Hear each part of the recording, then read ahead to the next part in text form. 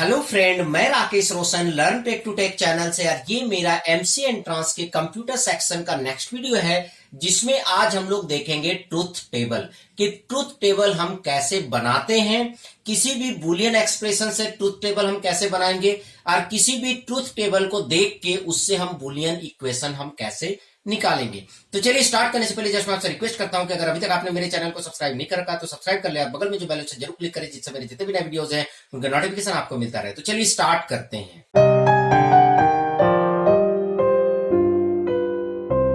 तो दोस्तों सबसे पहले देखते हैं कि ट्रूथ टेबल करता क्या है। आपको पता है कि बुलियन में हम लोग दो ही चीज यूज करते हैं, 0 और 1। तो सपोज दैट आपके पास एक इक्वेशन है x प्लस वाई डैश, ठीक है। तो ट्रूथ टेबल ये शो करेगा कि x और y के किस वैल्यू के लिए, मतलब x और y के किस वैल्यू के लिए इसका जो रिजल्ट आएगा वो आपका ट्रू आएगा। मतलब क्या आएगा? 1 आएगा। मतलब x और y का आप क्या वैल्यू पुट करेंगे 0 और 1 में से, जिससे कि रिजल्ट आपका 1 आए, ठीक है। तो ये शो करता है आपका ट्रूथ टेबल। या फिर इनमें हम कौन सा वैल्यू पुट करें जिससे कि रिजल्ट आपका क्या है? 0 आए। तो ये आपको पता चलता है अपने ट्रूथ टेबल से। और ट्रूथ टेबल से ये भी पता चलता है कि आपका जो एक्सप्रेशन है वो टोटोलॉजी है या नहीं। टोटोलॉजी का मतलब ये होता है कि उसमें कुछ भी इनपुट देंगे आपका रिजल्ट ट्रू आएगा, ठीक है। तो वो भी आपका ट्रूथ टेबल से ही पता चलता है। और नेक्स्ट क्या है कि अगर आपके पास ट्रूथ टेबल है, ठीक है, तो आप उससे क्या कर सकते हैं कि बुलियन एक्सप्रेशन बना सकते हैं। तो चलिए देखते हैं कि ट्रूथ टेबल कैसे बनता है। तो दोस्तों सपोज दैट यहां पर आपके पास एक इक्वेशन है x प्लस वाई डैश। तो अगर इसमें अगर आप देखें तो कितने वेरिएबल हैं? 2 वेरिएबल है। यहां पर आपका जो ट्रूथ टेबल बनेगा वो वेरिएबल्स के अनुसार बनेगा। जैसे यहां पर 2 वेरिएबल्स है तो इसका मतलब 2 का पावर 2, ये जो 2 है ये नंबर ऑफ वेरिएबल को शो कर रहा है। इसका मतलब यहां पर ट्रूथ टेबल में आपको 4 रोज लेने पड़ेंगे। तो चलिए देखते हैं। तो हमने यहां x लिया, यहां पर y लिया, ठीक है, क्योंकि आपको x और y के हर एक कॉम्बिनेशन को यहां पर शो करना पड़ेगा इनपुट्स के, ठीक है। तो यहां पर लिखने का क्या तरीका है? कई बार मैंने स्टूडेंट्स को देखा है वो रैंडमली लिखते हैं 0 0 1 1 1 0। तो ऐसे आपको नहीं करना, वैसे गलती हो जाएगा, कुछ छूट जाएगा, कुछ रिपीट हो जाएगा। आपको क्या करना है, क्योंकि यहां पर आपको क्या करना है, 4 लाइन लिखना है, क्योंकि 2 का पावर 2 क्या होता है? 4 होता है। तो यहां पर जो राइट साइड में है उसमें आप पहले 1 0 1 1 1 0 1 1, तो आपका 4 लाइन हो गया। उसके बाद नेक्स्ट लाइन में आपको क्या करना है? 2 0 2 1। अगर 3 वेरिएबल होता तो नेक्स्ट लाइन में 4 0 4 1, ठीक है। तो पहले 1 0 1 1, फिर 2 0 2 1, ऐसे करके चलेगा। फिर नेक्स्ट 4 0 4 1, मतलब 2 के पावर में, ठीक है। तो चलिए हम लोग 3 वेरिएबल का भी बनाएंगे तो आपको क्लियर हो जाएगा। क्योंकि यहां पर 2 वेरिएबल थे इसलिए यहां पर हमने 4 कॉम्बिनेशन लिए, 0 0 0 1 1 0 और 1 1। अब अगर आप देखेंगे तो कोई भी कॉम्बिनेशन यहां पर छूट नहीं रहा होगा, ठीक है, क्योंकि यहां पर हमने जो एक रूल के तहत लिखा है। अब यहां पर आपको क्या करना है? x प्लस वाई डैश निकालना है। तो आपके पास y है पर y डैश नहीं है, तो आपको क्या करना चाहिए? एक y डैश का कॉलम और बना लेना चाहिए। तो y डैश क्या करेगा? इसका कॉम्प्लीमेंट कर देगा। डैश का मतलब कॉम्प्लीमेंट। तो 0 का 1, 1 का 0, 0 का 1 और 1 का 0, ठीक है। अब आपको निकालना है x प्लस वाई डैश, ठीक है। अब यहां पर आपको निकालना है x प्लस वाई डैश। यहां पर प्लस डिनोट कर रहा है और को, ठीक है। ये जो है मैथमेटिक्स वाला प्लस नहीं है, प्लस डिनोट कर रहा है और को, और डॉट डिनोट करेगा एंड को। तो यहां पर 0 प्लस 1 क्या आएगा? 1, ठीक है। 0 प्लस 0 क्या आएगा? 0। 1 प्लस 1 यहां पर क्या आएगा? 1। यहां पर क्या है कि ये 1 रिप्रेजेंट कर रहा है ट्रू को, 0 रिप्रेजेंट कर रहा है फॉल्स को। फॉल्स और ट्रू, ठीक है। तो फॉल्स और ट्रू क्या होता है? ट्रू। उसके बाद दोनों अगर फॉल्स है तो फॉल्स होगा, और दोनों अगर ट्रू है तो ट्रू होगा, और ट्रू और फॉल्स तो यहां पर क्या होगा? 1। क्योंकि ये जो प्लस है वो क्या करता है कि अगर एक भी अगर 1 है तो हमारा रिजल्ट में 1 आता है। 0 तभी आएगा जब दोनों में 0 होगा, ठीक है। इस तरीके से चलता है। 0 प्लस 0 ही 0 होता है, अदरवाइज 0 प्लस 1 भी 1 होता है, 1 प्लस 0 भी 1 होता है, और 1 प्लस 1 भी आपका 1 होता है, क्योंकि ये प्लस रिप्रेजेंट किसको कर रहा है? और को रिप्रेजेंट कर रहा है। तो ये आपका x प्लस वाई डैश का आपका ये ट्रूथ टेबल बन गया। तो इस तरीके से आप जो है ट्रूथ टेबल बना सकते हैं, ठीक है। तो ये आपका जो है एक्स प्लस वाई डैश का ट्रूथ टेबल है। यहां पर चूंकि सारे के सारे 1 नहीं आए इसलिए ये टोटोलॉजी नहीं है। ठीक है, कई बार आपको इस तरह के क्वेश्चन पूछे जा सकते हैं कि एक्स प्लस वाई डैश ऐसे कुछ इक्वेशन आपको दिया रहेगा और पूछा जाएगा कि क्या ये टोटोलॉजी है या नहीं। ठीक है, तो इस केस में ये टोटोलॉजी नहीं है क्योंकि यहां पर सभी में 1 नहीं आ रहा है। तो चलिए अब हम क्या करते हैं, 3 वेरिएबल्स का ट्रूथ टेबल बना के देखते हैं और फिर हम देखेंगे कि ट्रूथ टेबल से हम इक्वेशन कैसे बनाते हैं। तो दोस्तों यहां पर हम लोग इस इक्वेशन का ट्रूथ टेबल बनाएंगे। तो आप देख सकते हैं यहां पर कितने वेरिएबल्स है, 3 वेरिएबल्स। तो फिर आपको कितने रो लेने पड़ेंगे, 2 का पावर 3 दैट इज 8। तो टोटल हमारा रो क्या होगा, 8 रो होगा। तो चलिए देखते हैं। तो हमें तीनों वेरिएबल को लिखना है ए बी सी।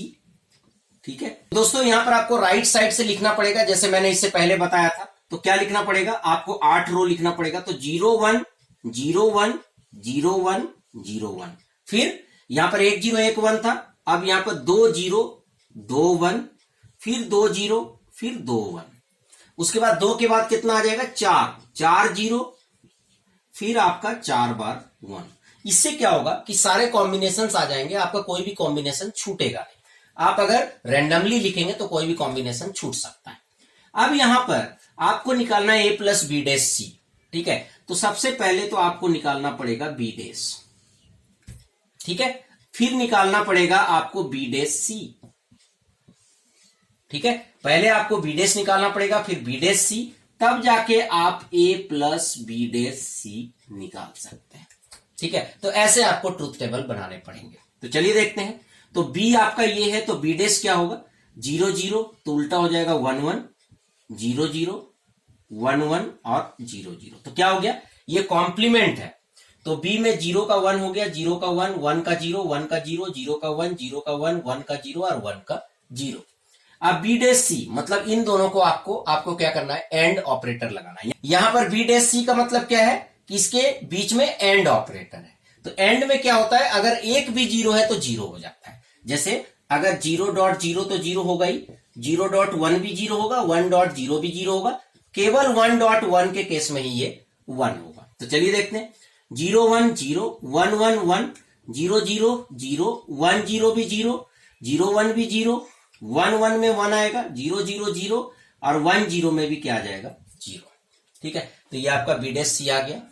अब आपको क्या करना है, बी डैश सी और ए को आपको क्या करना है, ऐड करना है, मतलब और लगाना है आपको। ठीक है, तो 0 प्लस 0 0, प्लस में क्या होता है, अगर एक भी 1 है तो 1 आएगा। तो 0 plus 0 0, 0 plus 1 1, 0 plus 0 0, 0 plus 0 0, 1 plus 0 1, 1 plus 1, तो दोनों ही ट्रू है तो रिजल्ट ट्रू होगा। 1 प्लस 0 1 और 1 प्लस 0 1। ठीक है, तो ये एडिशन नहीं है और है, इसलिए मैं बार बार बोल रहा हूं, ये मल्टीप्लीकेशन नहीं है, एंड है। ठीक है, तो ये आपका ट्रूथ टेबल आपका बन गया। तो इस तरह से जो भी आपका इक्वेशन दिया रहेगा उसका आप ट्रूथ टेबल बना सकते हैं। दोस्तों अब मैं आपको बताने जा रहा हूं कि कैसे आप चेक करेंगे कि कोई भी बुलियन एक्सप्रेशन जो है टोटोलॉजी है या नहीं। तो चलिए मैं यहां पर x प्लस एक्स डैश को देखता हूं। ठीक है, तो यहां पर मैंने x ले लिया। तो चूंकि आपका एक ही वेरिएबल है तो 2 का पावर 1 क्या हो गया, 2। तो यहां पर केवल क्या होगा, 0 1। उसके बाद x डैश ले लेते हैं, तो x डैश क्या होगा, 1 0। और यहां पर अगर हम x प्लस एक्स डैश लिखते हैं, ठीक है, क्योंकि यहां पर हमें क्या निकालना है, x प्लस एक्स डैश।